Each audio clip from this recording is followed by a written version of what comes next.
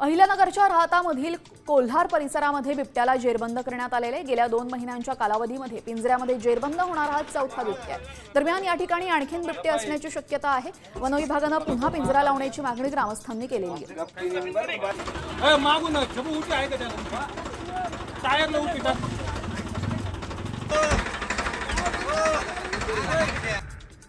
Dummy ग्राहक बनून कृषी अधिकाऱ्यांनी कापसाचे बोगस बियाणं पकडलेले।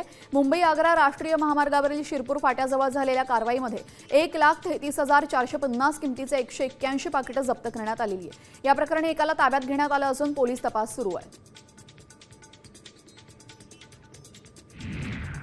नंदुरबारमध्ये बोगस बियाणं विकणाऱ्या व्यावसायिकांवर कारवाई करण्यात आलेली आहे। त्यांच्याकडून प्रतिबंधित असलेले HTBT कंपनीचे 3 लाख रुपयांचं बोगस बियाणं जप्त करण्यात आलेलं आहे।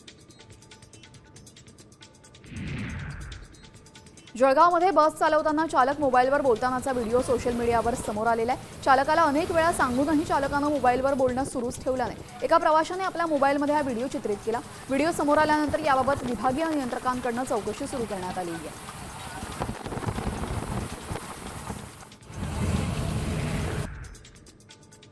जळगावच्या सराफा बाजारामध्ये सोन्याच्या दराने मोठी उसळी घेतलेली। गेले 24 तासांमध्ये सोन्याच्या दरात तब्बल 2,000 रुपयांनी वाढ झाली आहे। सोन्याचे दर GST सह 98,400 रुपयांवर पोहोचले, तर चांदीच्या दरात सुद्धा 500 रुपयांची वाढ झाली असून चांदीचे दर GST सह 1,02,000 रुपयांपर्यंत पोहोचले।